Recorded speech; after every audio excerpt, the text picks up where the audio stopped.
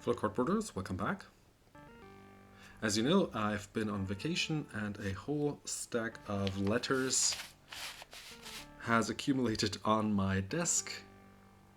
I finally found the time to open them and I wanted to do that on camera. So it's time for another installment of Cardboard Haul.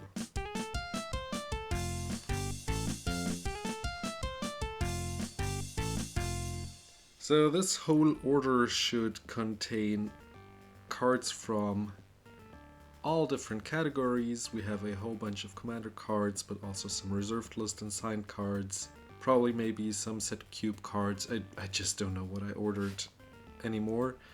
Some investments also.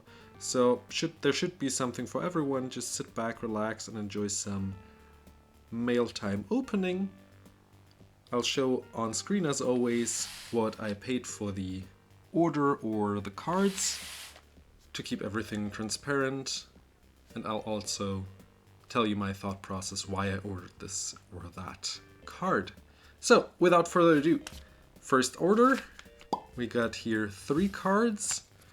This one I don't think I ordered, but thanks for the bonus card. We got a Eudora here in Halo foil. I just wanted to try out how it looks, and it does look gorgeous actually. The way this swirly kind of foiling is.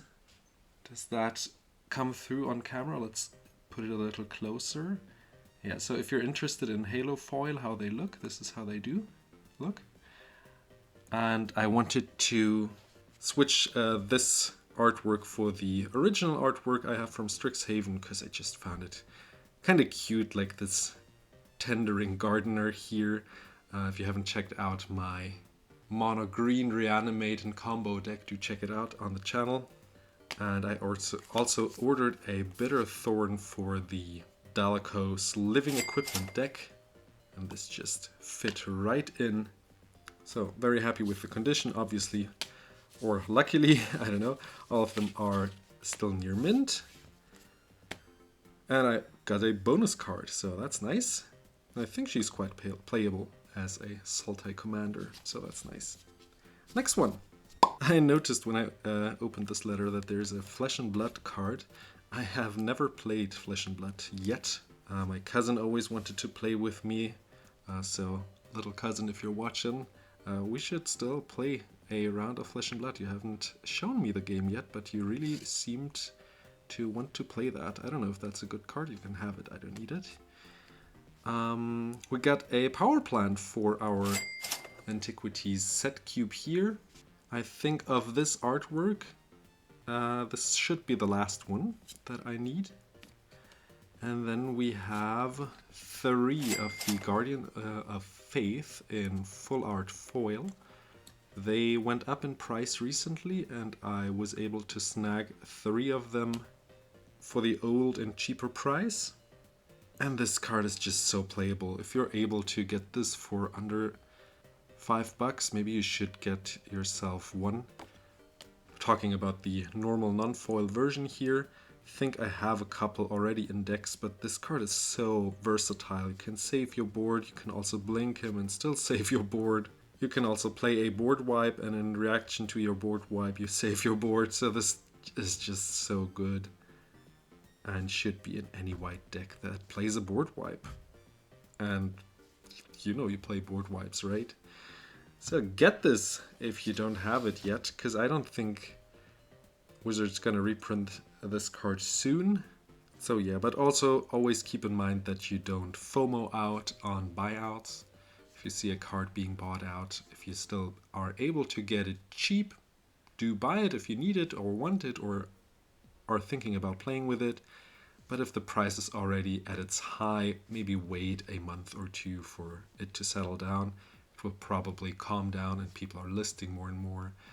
The investors are also listing their copies. There's 1 or 2 investments in here still, and I will show you what I mean when I say it will calm down. Next one. So we got here 2 packs of cards. Let's see if I can open that without hurting the bonus token.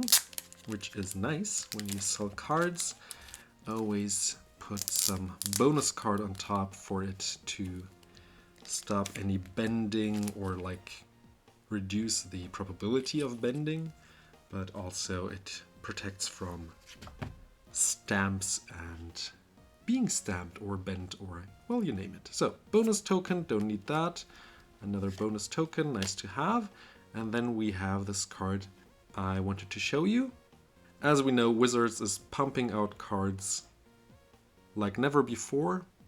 And this card I haven't seen before until recently, and I just had to add it and buy it for my Dalekos equipment deck.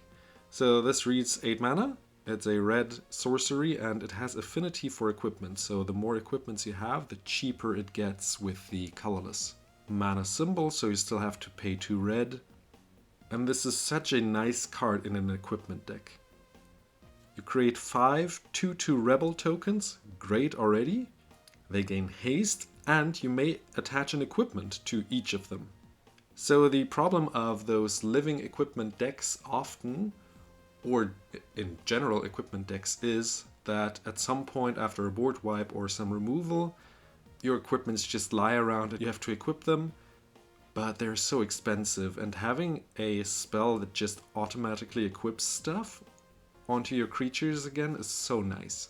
And this card I just got so cheap. There was one person who had like, I think 13 copies listed, and I just bought them all from this person.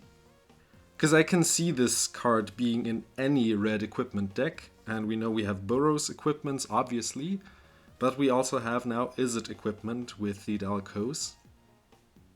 And I just think this will be an eternal staple for equipment decks if you play red. So yeah, this card is still cheap, consider buying it, consider it a spec, it should be cheap, and therefore doesn't break the bank. If you buy yourself a playset, you'll be fine.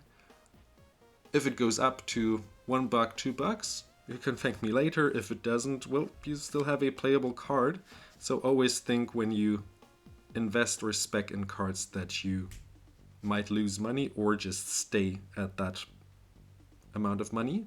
So if that's the case, would you still like the card? Keep that in mind. Keep also in mind that you don't buy too many of a specific card, because you will have to move them also. People have to buy them for the new price. So just the fact that a card goes up doesn't mean that people are buying it. So do keep that in mind and consider getting a card like this for your red equipment decks. Next one. This one should only contain a single card if I'm not mistaken. The rest should be extra. Yeah, correct. So these are just some extra cards, and this is another Dalekos artifact card, which just draws a whole bunch of cards, and the improvise is really nice in a equipment deck since you can tap your equipments, and the equipments still do their thing, but they just lie around otherwise. So being able to improvise, meaning tapping for mana and paying for the spell, is a really nice way. And I wanted a copy of this. Those away. And next one. Let's see what this order contains. Do let me know in the comments if you have any recent purchases made, if you're speccing on any cards or have some undervalued or unknown commander cards that you think people should be notified about. So we got 2 extra cards. Oh yes, this is the Jotun Banishing Stroke, which the seller forgot to add. Funnily enough, I think I'm actually taking this out or only leaving 2 copies in there. So, well, I got what I ordered at least. And yeah, they made a mistake, didn't send it. But now I have them, so that's nice. Nice of them. Didn't have to pay shipping again. But nothing too special in general. Next one. Ooh, top loader. So this should be a spicy one. Always send your cards in top loaders. If you have expensive cards you're sending out, also protects from bending and any damage on the card. And a top loader is just so much more safe than a single sleeve. Oh yeah. The Shadow in the Warp It is from Warhammer. I really don't know anything about Warhammer, but this card is just so good. And I wanted to add this to my Gruul control deck, since it just damages always your opponents and at the same time reduces your spells. And this foil was comparatively cheap, I mean, and I just had to buy it and couldn't pass on it, since I always wanted to have one of this in my Clothis deck. I remember the bent or curvy letter. This should contain some spicy reserved list and signed cards. Let's see. Okay, so the seller had some thicker plastic sleeve used here, but the cards are all just shoved inside here. So let's hope I can remove that carefully without destroying or damaging any of the cards. Most of them should be around near mint, the seller stated. So let's see, I think one or two were a little worse. So we got a Ray of Command. They're all signed here. And the seller seemed legit, so I trust that the signatures are real. This one I was thinking to put into my blue original Dan deck, just because it's pretty, and this was relatively cheap, so he wanted $2 for every signature and then just asked for the normal price of a card. So this one I paid $2 for, with the Sacred Mesa here, with the beautiful signature of Margaret, very nice, and quite off-center actually, but only the front apparently. Okay, maybe a little back. His signature is really pretty. I'm playing this card in my Hana Pre-Modern deck, so put it in there, since this is a nice combo piece with infinite mana. We have the Scorched Ruins, which is signed by John Avon. He signed through the card, man, right through the text box. This is pretty unreadable. I'm not playing unreadable cards in my set cubes, but I still needed this reserved list card for my Kozilek Commander deck, and being able to ramp up to 4 manas is really nice. Got a Debt of Loyalty. This one I shared in the community tab and think is a quite unknown reserved list card, being able to regenerate a creature, and the errata text states that it has to regenerate, but if it does regenerate, you gain control of that creature. So that's really nice. If someone destroys a creature, like a board wipe or whatever, you regenerate it for 3 mana and you get the strongest creature that would die at that moment, and they still have to deal with that. So that's a really nice card. Didn't have it and wanted it. We have the beautiful Teferi's Puzzle box, signed by Kaya Folio here. This one is a little used, has some whitening on the edges, but other than that, this card is really pretty. I'm glad to have this, and we'll probably put it, spoiler alert, probably in my red Dan deck, which is coming soon. The centering on the back is really off, wow. And the front is to this side, so left to right, and the back is actually, well, it's also left to right, but it should be mirrored, right? So that's a little weird. Okay, got a beautiful Natural Order signed by Therese Nielsen. This will go into my Kamal Pre-Modern deck probably, or my wife's Cats deck, we'll see.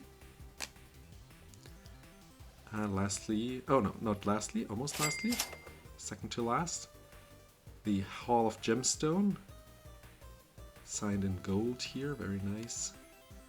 There are some gold specks here, I suppose. Some other card has left some marks on the back of this card, but it's okay. And we have a wonderful Peacekeeper. Wow, this artwork is beautiful. With the horse and the sunset in the back, and also the guy just looks so stunning. Also signed in gold, and a very playable card in a Angus Mackenzie deck, for example. So I'm very content with that. We have 3 more letters to go, and then we're through. These 2 should contain 2 more specs.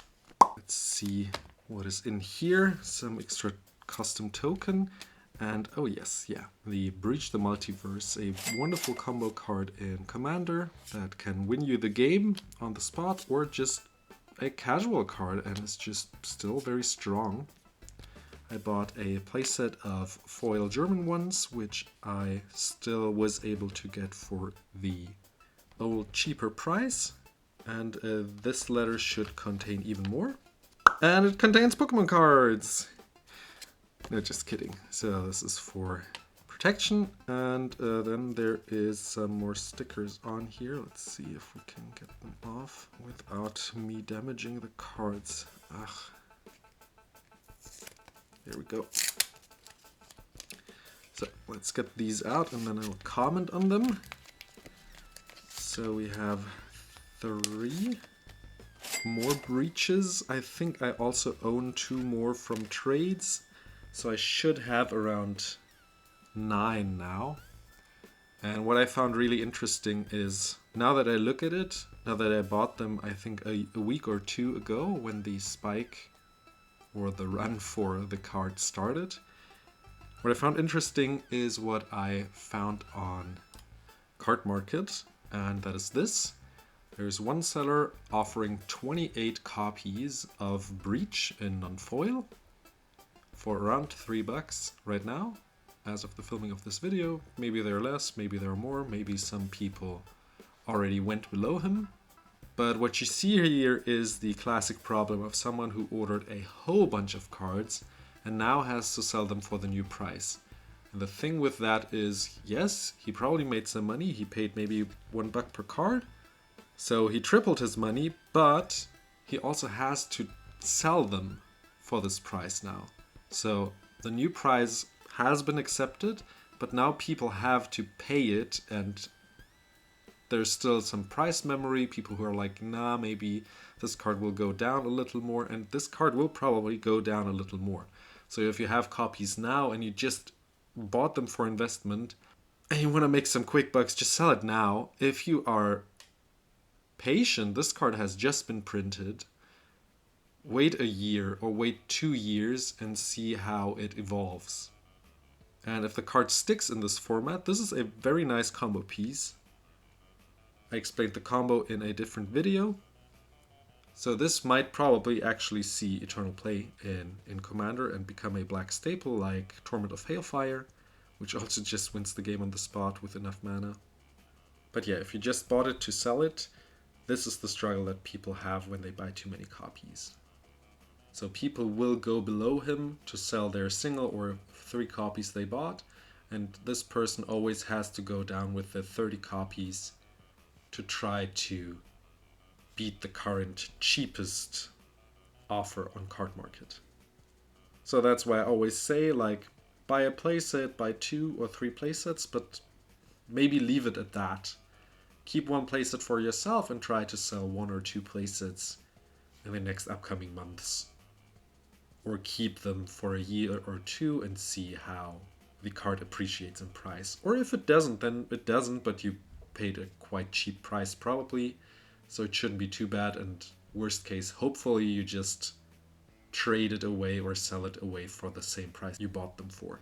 I'm planning on playing at least 2 of the copies, probably the foil ones because they're nice and shiny, and the rest I'll put away in a box and try to sell them later. Maybe I'll sell 2 copies now just to get some money back, but then again, I'm not in a rush. Maybe also set yourself a goal. If the card reaches a certain price, sell a couple of cards off. If you doubled or tripled your money, maybe sell a couple of cards off and then wait again. So you always lock in a certain amount of price earnings if you are investing. Now, I hope you enjoyed this wonderful video of cardboard. We have 1 more letter left with some nice Commander staples, which I just want to comment on a little. So let's see what's in here. So we got a Bozuju, which is just, I mean, the price just reflects it, right? It's a wonderful playable green land, which is also removal at the same time. If you don't have any of these, I don't think they're going anywhere with their price right now. And I also don't think that Wizards are gonna reprint them very soon. So similar to the Great Henge back then in Eldraine, I think it will take them around 3 years to reprint them, and then we probably will see them in a special set rather than a standard set. So just keep that in mind. I think these cards will always keep their higher price tag. The question is if this is gonna rise or fall. I don't see a reason for it to fall right now. So if you need it and want it to play, maybe you should pay it or proxy it, I don't know. And then we have the Farewell here, 3 times. One of them is foil. I don't remember ordering one in foil. I'll have to check again, so maybe the seller made a mistake. But nonetheless, this is Farewell in the alternate art. I just found this so cute, the artwork, and wanted to have it. And what I found very interesting about the Farewell is how the price evolved over the time since it has been printed. Kamigawa is such a stacked set with rares that are worth quite some money. So the value is not only in the mythics but also in the rares. We have a beautiful land cycle, but we also have this removal card which reminds me of Cyclonic Rift in the power level. Cyclonic Rift can win games, but this one can reset games. And it is so versatile that you can actually keep your powerful pieces on the board while removing all the other pieces that you don't want to see. So if you have an enchantment heavy deck, you just don't want to see artifacts, creatures, and graveyards, and you just remove them and you keep your enchantments. And if you haven't been already, now you're the threat on the board probably. The fact that it exiles everything is just so beautiful. I do see this card right now. It's around, I think, $10. I paid around 7 for each of them, I think. And I can actually see them at like $20 at some point. And the pace it is rising is really interesting. It isn't a hard spike, but it's rather like slowly rising in price. And that means, or it can be read as, more and more people are buying it, but less and less are actually listed. Also, the product is no longer opened almost. It is still in standard, but probably Wizards is not going to print another wave of Kamigawa. And I think what's on the market is on the market. So if you need a Farewell, maybe get yourself one. And similar to the land cycle, I don't think it's going to be reprinted very soon. So the Farewell will probably keep its price tag. Nothing I said is financial advice, so don't hold me to anything. This is just my personal opinion and what I'm seeing and analyzing. If you find it interesting, helpful, do let me know in the comments. If you have a different opinion, I'm also open to those. If you are considering buying on Card Market and creating an account, you can support the channel by adding Cardboard Tutor, just one word, into the referral text box. Doesn't cost you anything, and it supports the channel and enables me to buy more cards for the channel, for decks I'm showing off and want to share with the world. Now I wish you a beautiful day, stay healthy, and I'll see you guys in the next one. Bye bye.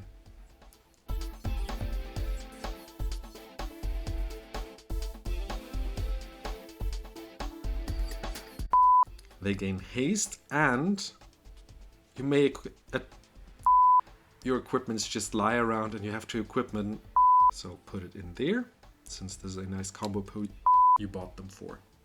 I'm planning on pay over the time since it has been printed.